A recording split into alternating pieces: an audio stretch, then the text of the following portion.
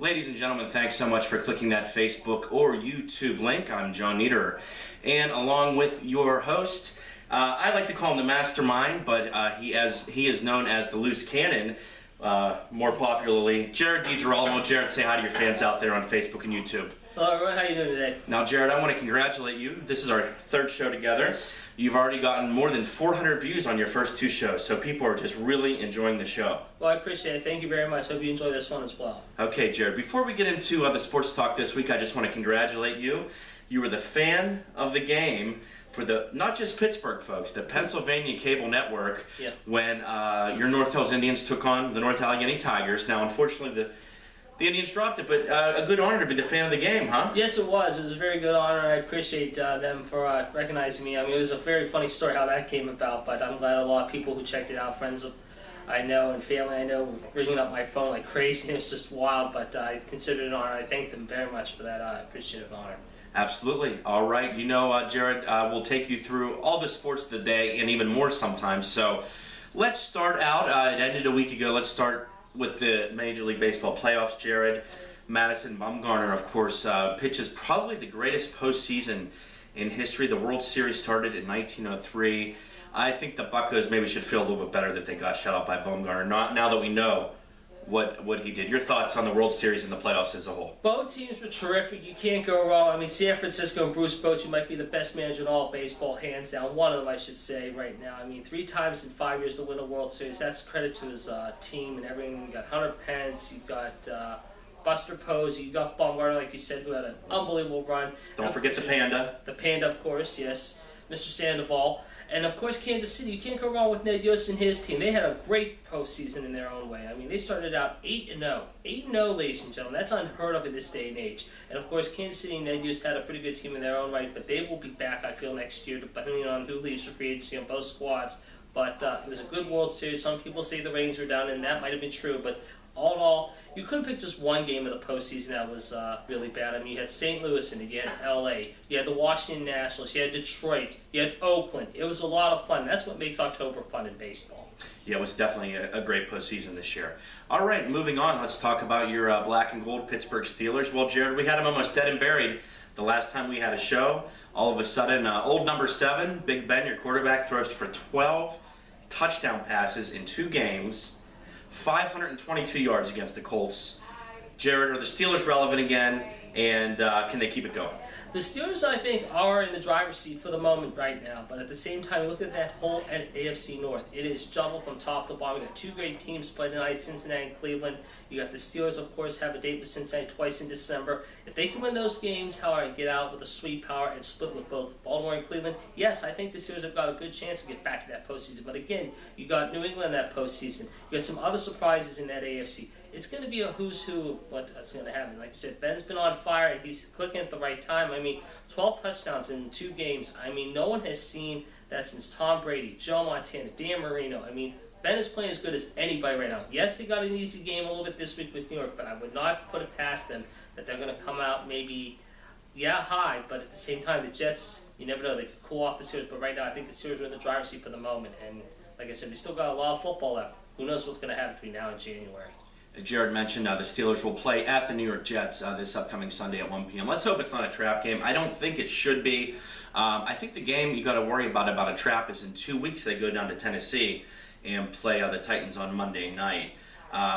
Jared, I think the Steelers have to win the next 2. That'll put them at 8-3. Yes, they do, and they've got the bye week after that, so they can get some key guys healthy again, like Ike Taylor and Troy Polamalu. But then you got the Saints, the Bengals twice, Atlanta, and then you got Kansas City after that. So the Steelers could finish out 10-6 or 11-5. At the beginning of the year, I was one of those people that was kind of questioning this team, I should say. But like you said, the last 2 weeks, you beat Baltimore on Sunday night, and you just obliterated Joe Flacco on Sunday. What that was incredible. James Harrison playing like a man possessed was unstoppable. Andrew Luck, you kind of shut him down, but not really. The Colts game was a shootout in that game. Yes, this week is going to be maybe an easy game, but you said Tennessee's a trap game. Yes, it could be a trap game, but they always seem to come out with a good win in Tennessee. We'll see in 2 weeks on Monday night how that fares, because like I said, if they go into the bye week 8-3 and heading into Thanksgiving, people are wondering what the heck is up with this team and Mike Tomlin. Right, and at least this year we'll we'll get to hope for a playoffs. Last two years, it was over by the. Well, last year, of course, It went down to that last it went game. down to the field goal, but it'll be exciting for the end of the year. Well, there's not just doubt. been Ben has been exciting. Antonio Brown and other players have been contributing too. So definitely, we're going to keep an eye on. Absolutely. All right, let's move across the city to Uptown section, the Pittsburgh Penguins. Right now, the Pens look unstoppable, Jared. Just rattling off win after win. They go into Minnesota the other night, give the Wild their first loss at home. Can they keep it going? Mike Johnson right now might be the coach of the year early on in the NHL, ladies and gentlemen. I'm telling you what, I mean, Sidney Crosby and Gino have always been your 1-2 punches, we've said in the past. But now they're looking at better guys like Lundqvist, Downey. I mean, you got Simone Dupre. Other guys are contributing. And Marc-Andre Fleury getting that new contract yesterday was amazing for the Penguins. They didn't have to worry about going into the summer and saying, okay, do we have to re-sign him? Can we re-sign him? Well, guess what? You now can say he is here for the long term, which is awesome. And Fleury, yes, he may struggle in the postseason, but he is one of the best goalies in the Eastern League without question. You got Lundqvist and some other guys out there. But my money is still always on the Flower, and he can come up big when you have to. And you look at those last games he's been playing.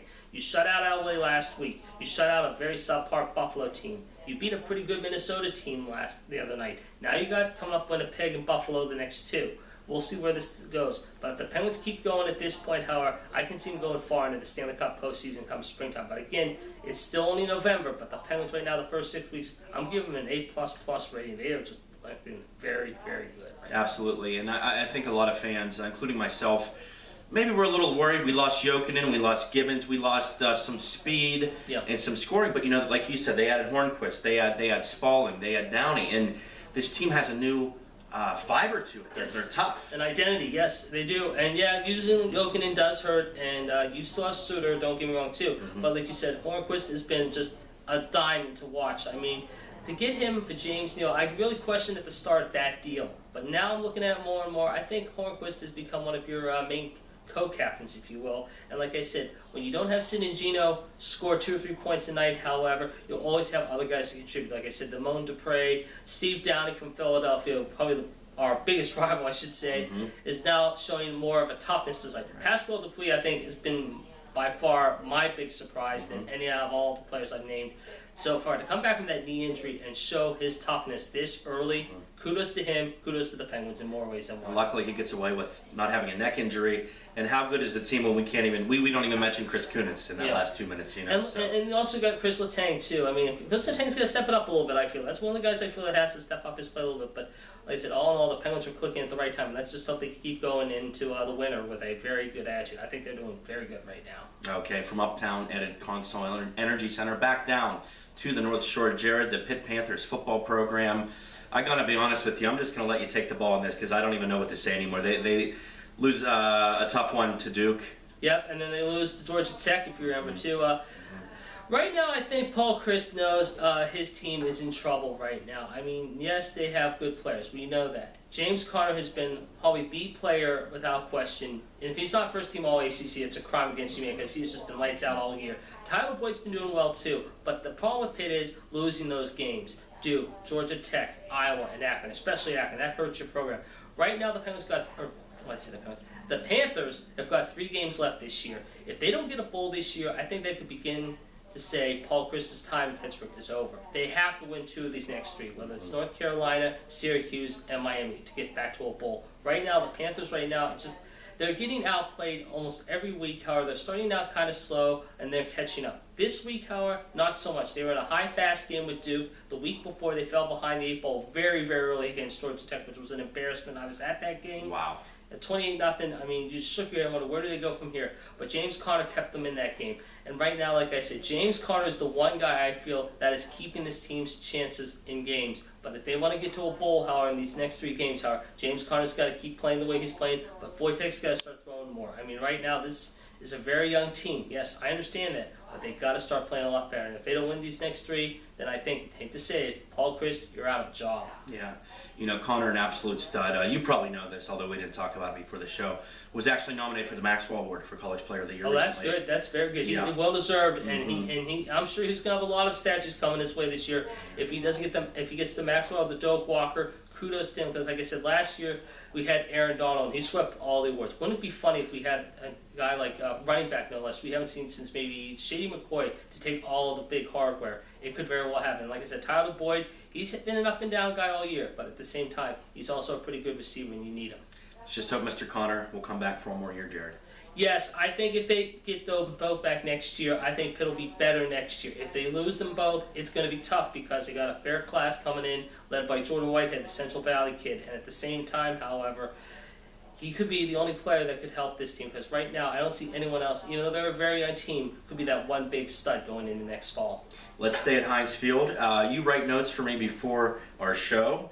They're always really good. And you write Highway to Heinz WPIAL. I love that. The Highway to Heinz is a catchy term. So lead us through what's going to be taking place down at the WPIAL Championship games in Heinz Field. How many more weeks do we have? 2 more till then? 2, yes. 2 more weeks, Two okay.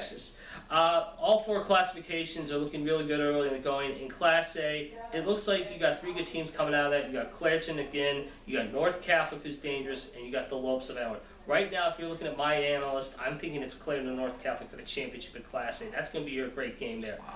Double A. That'll be a barn burner. Yes, it will. Yeah. I mean, it's track meet. I mean, North Catholic last year saw what they did the whole year. They're back again. They're doing good. Clarion, many people are surprised the Bears are playing this good. Not so fast, my friend. I think they're playing good this year as well. And I think it's going to be a great shootout with those 2 teams in Class A.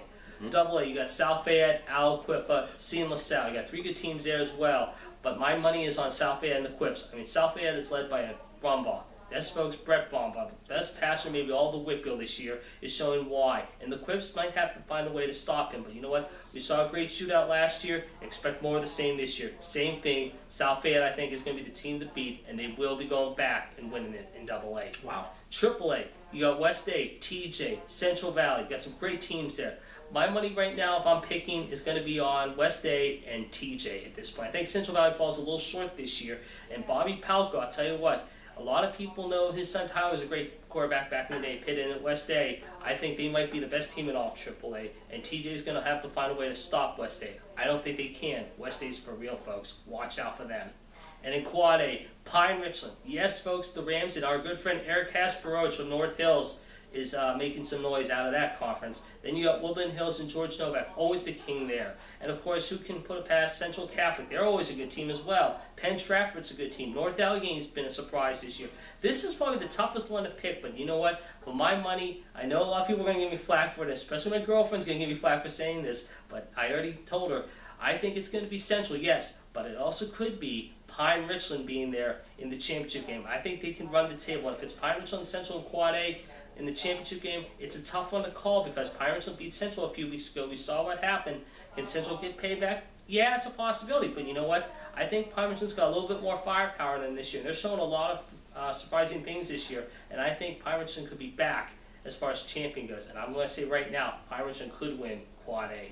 There you go, folks. There are your WPIAL picks for 2 weeks at Heinz Field, and if Pine Richland's in that championship, I bet we'll see one Neil Walker on the sidelines down there at Heinz Field. We very well could, and like I said, like I said at the start, kudos to Pine Richland and Coach Kasparowicz and the Rams. I mean, they beat NA this year in one of the better games of the year. Then they crushed Central. They crushed North Hills at Pine Richland for the first time ever. I mean, they have surprised a lot of people, and they are led by a very good quarterback, Mr. Ben DiNucci, who will be going to the University of Pennsylvania next year. And they got a lot of other weapons to watch out for. So keep an eye on this team. This team is for real, folks. Jared, let's go from Heinz Field to the professional golf. Yes. Why don't you give the viewers a few golfers to keep their eye on in the upcoming year of 2015? It's crazy that golf's already started the new season. Or usually you think it starts in Kapalua in January. But I'm telling you what, folks, I've said it in the first 2 shows. The guys to watch out for this next year are going to be your Ricky Fowlers, your possibly Justin Roses again, your Lee Westwoods, your Matt Kuchars. I mean, Ricky Fowler to me might be the golfer to watch next year. I mean, everyone thinks it's going to be Rory again. It's his time. And Rory's had a great 2014. Don't get me wrong. He's had a great last couple of years. And the golfing tour is getting better and better each and every year, it seems like, because you always have that one surprise golfer. But if that one surprise golfer surprises you, watch out. Like I said, Sergio Garcia is another guy I would keep an eye on too. But my money is on Ricky Fowler. This guy came so close to winning majors this year. The British Open, the PGA. I mean, he could very well wind up winning a green jacket this year, could Ricky. But again, it also could be Rory McIlroy. He's come close to winning it a few times, and he's come up short. Matt Kuchar's another guy that's come up a little short. Jordan Spieth's another guy. it's just a young man's tour anymore. I mean, can Tiger Woods get back to the form he once could, along with Phil Mickelson? Yeah, he could, but at the same time, I think Father Time has passed them by. It's a young man's game, and the 20-year-olds and the young 30-year-olds are showing why the PGA is becoming very, very good more and more. Yeah, Tiger's pushing 40, if you can believe it or not. Does he win another major quickly? No. Never. No more. Okay. He has time, and I think Phil Mickelson could win one more, like I said. I could see that happening. But like I said, I think Tiger just, ever since really the accident, I wouldn't say the accident, the incident in Torrey Pines 6 years ago, it's hurt his confidence more and more. I mean, he's trying to get back that swing, and he says he wants to play in December at some tournament, maybe before the New Year's out. I think it's a little too late for him. All right, closing it up with your 2014 Pittsburgh Pirates. The Buccos, of course, got the second wild card this year, lost at home to San Francisco, but a great season, Jared. Yep. You told me before the show that you like Clint Hurdle to go back-to-back for Manager of the Year. It's a very good possibility, and if it isn't him, it's Bruce Bochy. I mean, what he did in the last couple weeks and came down to the wire in the last weekend of the season was amazing. I mean, the Pirates this year set an all-time record attendance for PNC. They should be very happy. Yes, they got some questions facing in the offseason, who to re-sign and who to keep. The Russell Martins, the Francisco Lirianos, the McCutchens, the Walkers. I think the Pirates in 2015 have finally made things, and we said in our first show, Howard, that October baseball's back. Well, guess what? They almost had a chance, Howard, to knock out St. Louis from the top spot, Howard, and that was the first time I think anyone tested the Cardinals in that division in a long time. If they can do it again in 2015 and this time take the top spot over St. Louis, it's a possibility. But like I said, that NL Central is very tough. You got Cincinnati, you got Chicago just hired a new manager in Joe Madden from Tampa Bay recently.